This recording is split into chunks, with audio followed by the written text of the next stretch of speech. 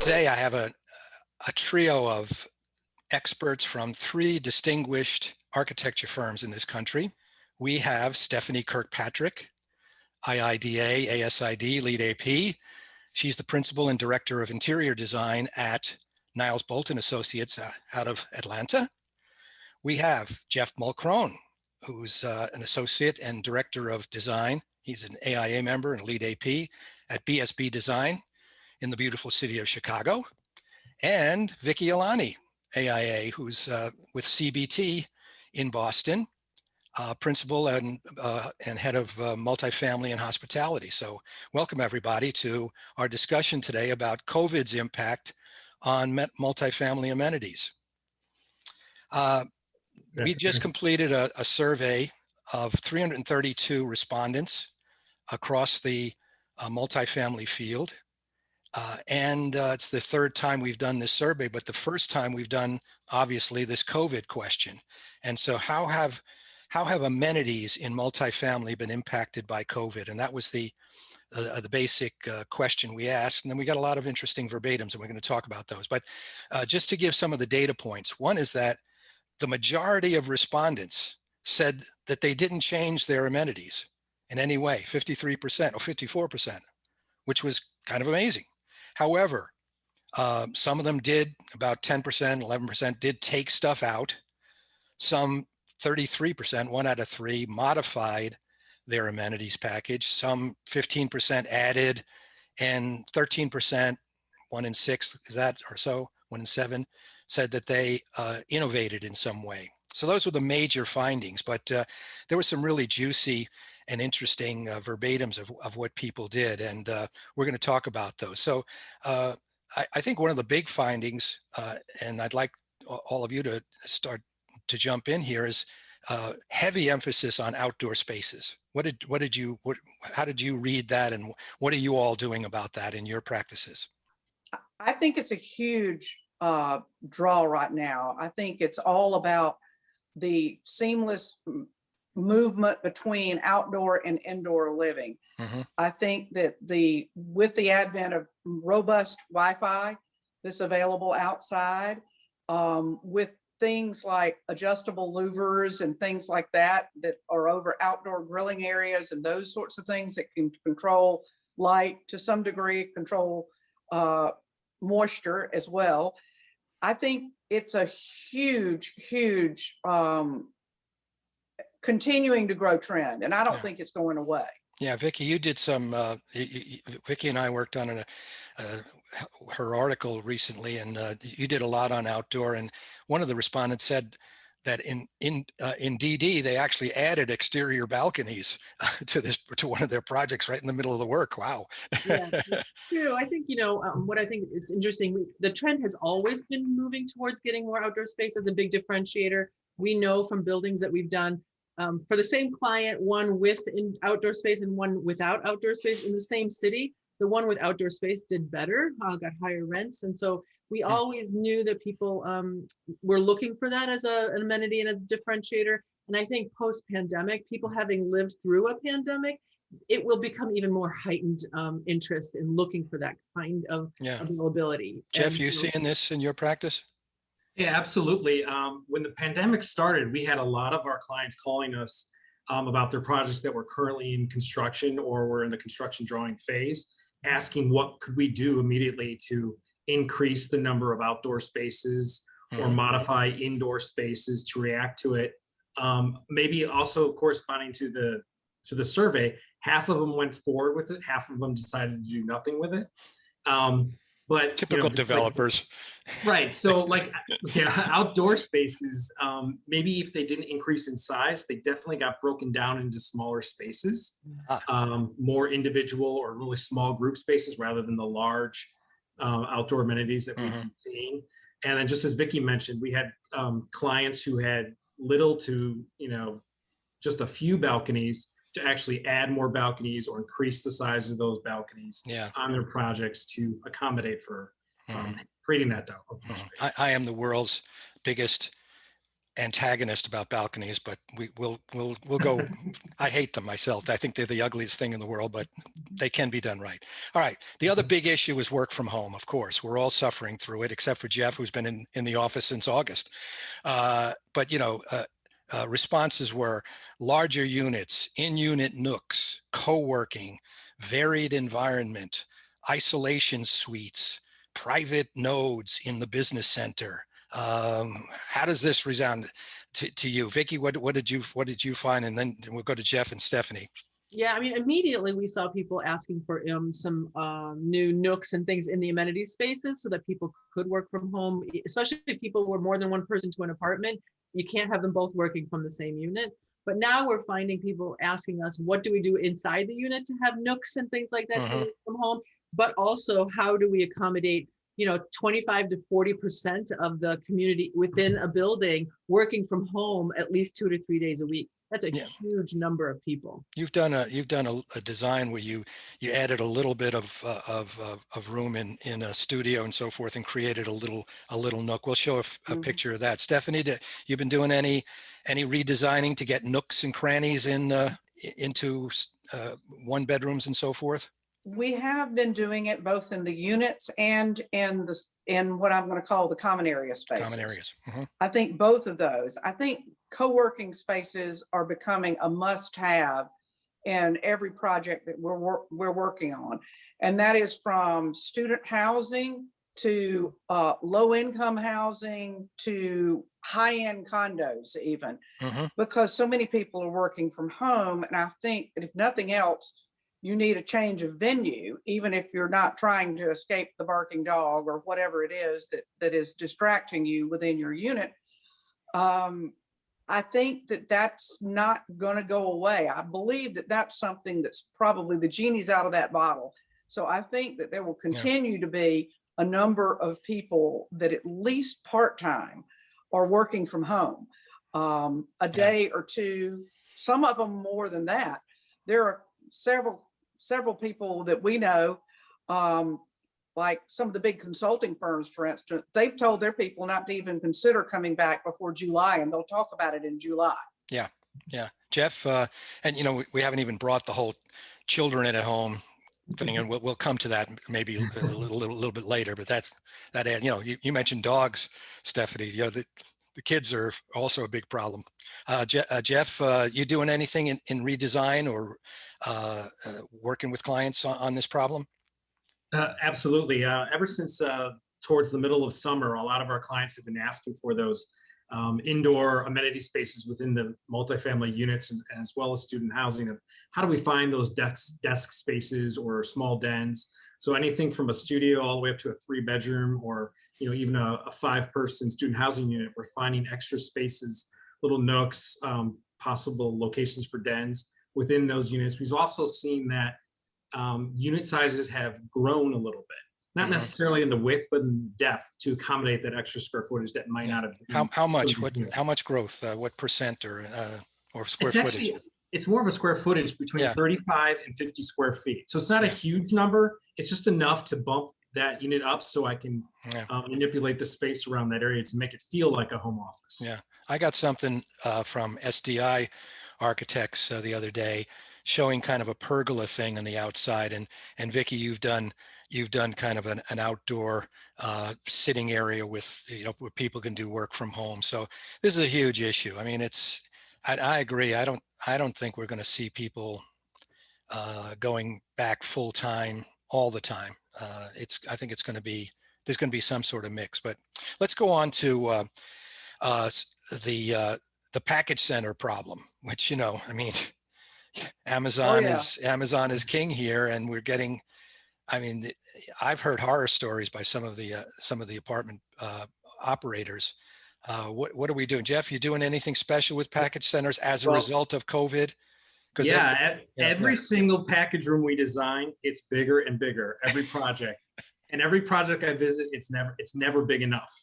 So we've taken to now creating several package rooms within buildings, sometimes at different locations, to handle the amount of packages, because no one's going to big box retail. Did you hear that, Vickie? Oh, yeah. Yeah. Vickie did the same thing at Market Central project in Boston. Yeah. So yeah, We're we're doing seeing it too. the single package center is a problem because people are congregating, and now we want to split them up a little bit. Yeah, that's interesting. Yeah.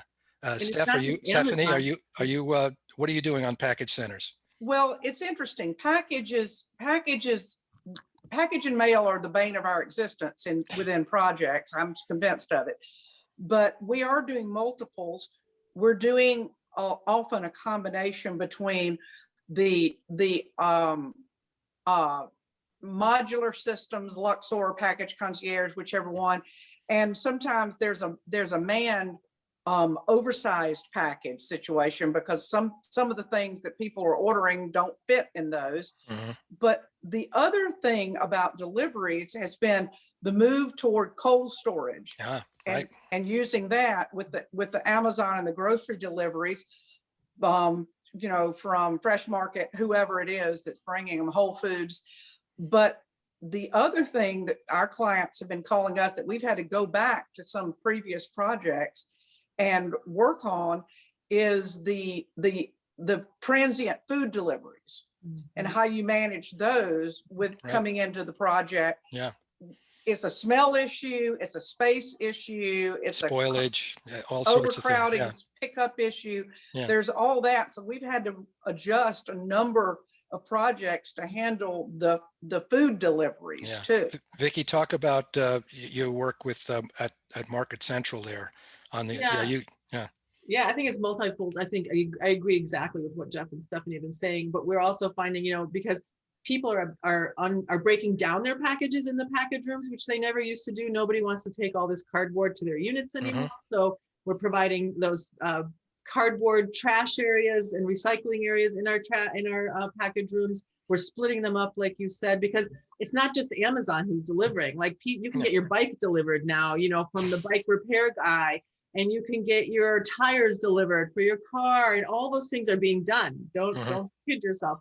And I also think that those, as Stephanie was describing, the deliveries, we're trying to prevent people from coming in and out of these lobbies. 500 people who don't live in these buildings come in and out of the lobby every single day. That is going to be unacceptable now. Between delivering breakfast, lunch, dinner, food, tires, packages.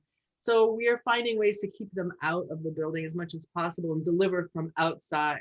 So that's another thing we're looking at, changing the way delivery gets done in our buildings. It's amazing how much. Let's talk about kind of sort of health related issues. We've got the HVAC, indoor air quality question, and I don't think any of you guys are MEP engineers, but I'm married to one. Oh, you're married to one. Well, that counts then. Let's bring him in. But that's been a big thing, air exchange, increasing air exchange. But there's been the respondents to the survey mentioned a number of things. I'm going to kind of read some of them off. Antibacterial surfaces, UV lamps, touchless faucets, and so forth. More choice of easily cleanable FFE, furniture and so fixtures and so forth, fit well, sliding doors in the leasing office so that less contact, I guess. And even one where they had a common laundry room. I think this is a more affordable project, and they said, well, we're going to put washer dryers in every unit now. So what are some of the health issues that you all are dealing with? And we know what the health issues are. What are the responses that you're hearing about? Jeff, what are you doing anything beyond what I would mention, or do you have a response to those points? No, those are all good items. And I think the biggest ones we've seen have been the furnaces, high efficiency type systems with the air cleaning.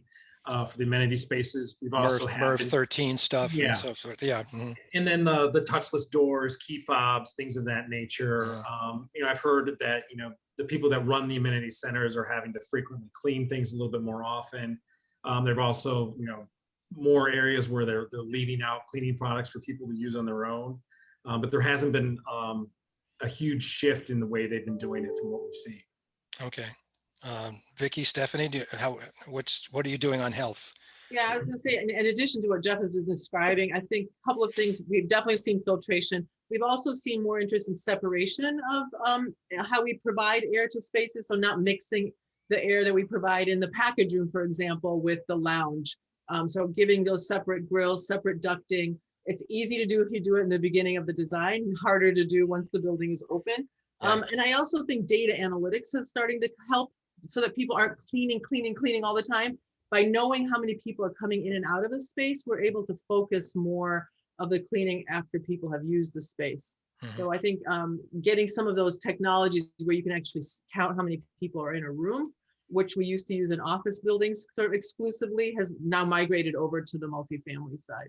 Interesting. Stephanie? I would agree with that. I think that we're taking some cues from the healthcare industry on some of the materials and some of the filters and things like that. So I think that that's sort of part of this whole cross-pollination between different market segments.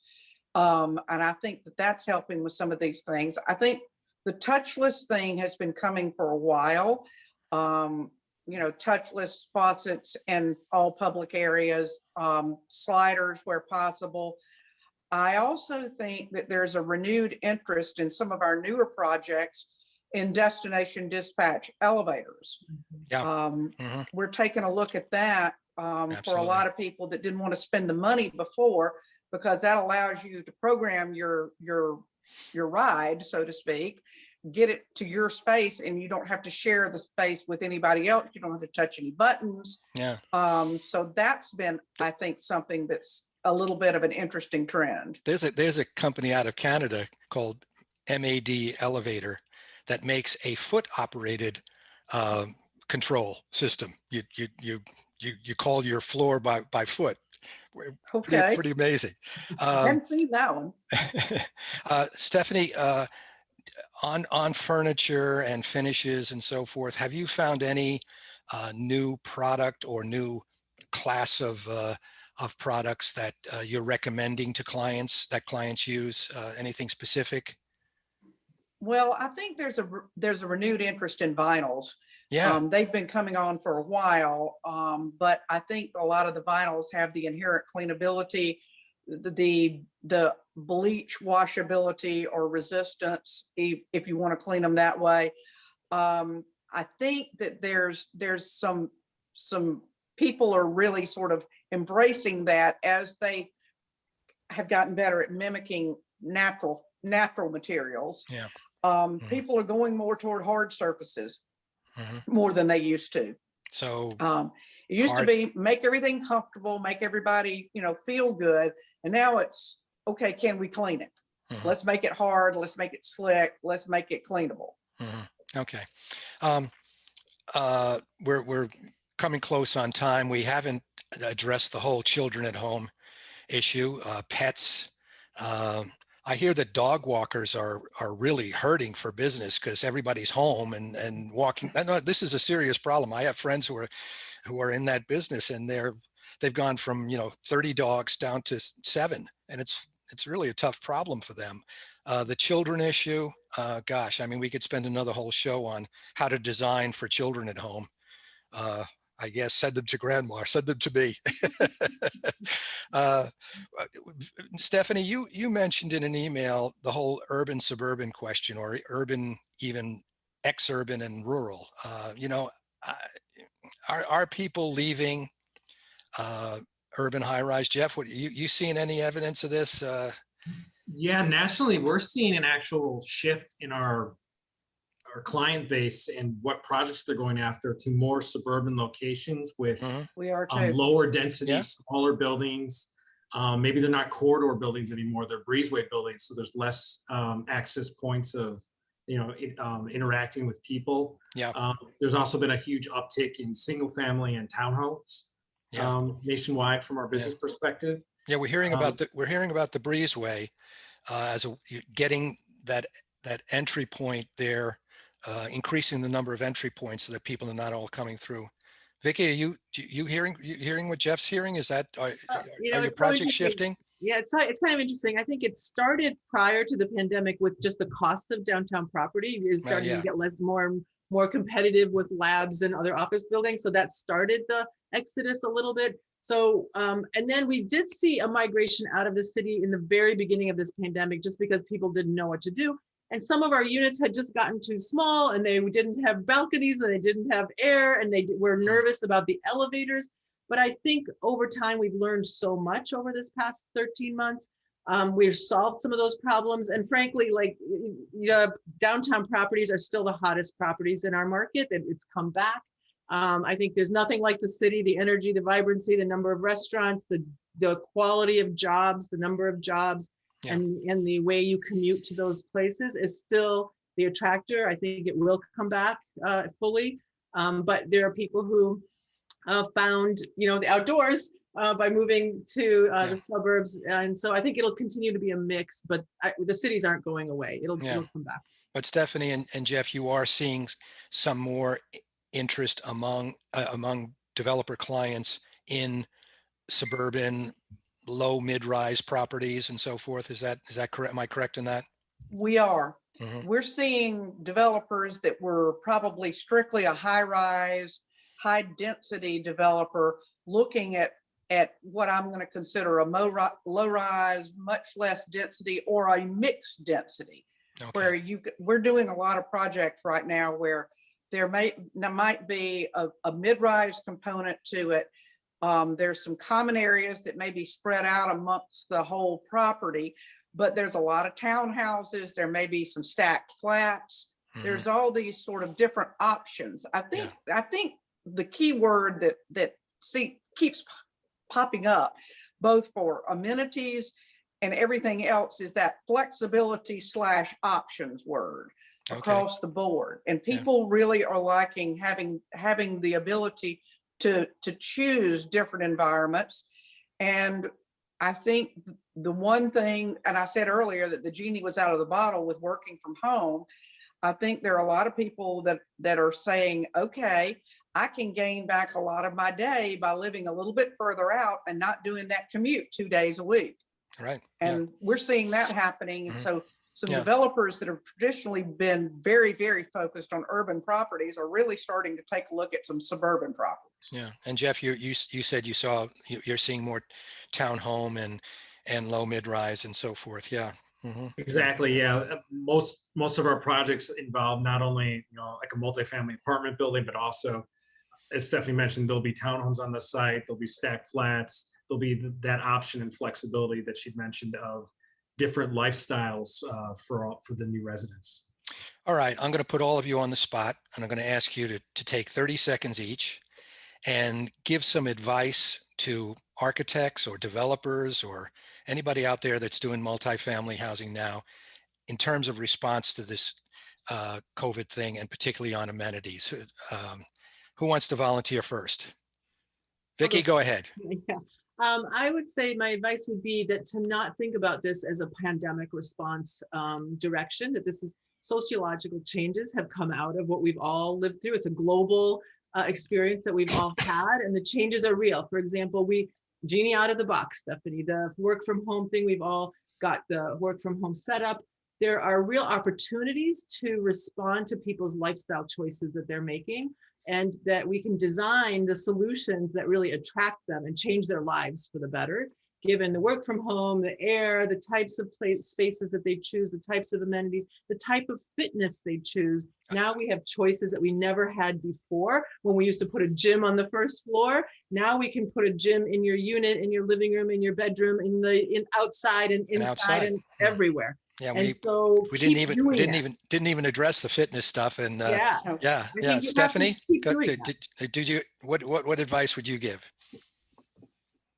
Stephanie, I'm sorry. I would say a little bit what Vickie said, but I would say embrace the whole wellness component. Mhm. That is a movement. I think that it involves access to outdoors. It involves fitness, certainly. That is something that is becoming increasingly important. I think it's become important to create community within an environment, even if it's within your bubble, if you want to call it that, your community, because we're being asked for things like community gardens. we're being asked for meditative spaces within space, you know, prayer rooms, if you will. We're being asked for some of those kinds of spaces where we've never been asked for that before. So I think embracing the whole wellness component of the environment physically and the types of options that are involved, I think is a growing trend, and one that I would recommend. Yeah, one of the things that I heard from a lot of developers and others is that taking away the fitness centers was really hurt a lot of people, a lot of occupiers, tenants. Jeff, I'm going to give you the last word here. Just to reiterate what Stephanie and Vickie said, don't be afraid to embrace these changes. Don't be afraid to, add spaces that you normally wouldn't add. If you're increasing a unit to accommodate, a den or a desk space, it's well worth it, because in the long run, your building and project is going to be better positioned for the market. People are looking for these things now. And if you're in the planning stages, it's just best to go ahead and do this, because it's a trend that's going to keep going. Great. Well, listen, I want to thank all of you. We've had Jeff Mulcrone from Associate and Director of Design at BSB Design in Chicago, Vickie Alani, Principal and Head of Multifamily and Hospitality at CBT in Boston, and Stephanie Kirkpatrick, Principal and Director of Interior Design at Niles Bolton Associates in Atlanta. Thanks. This has been a lot of fun talking to you, and I think we've provided some interesting insights to our audience.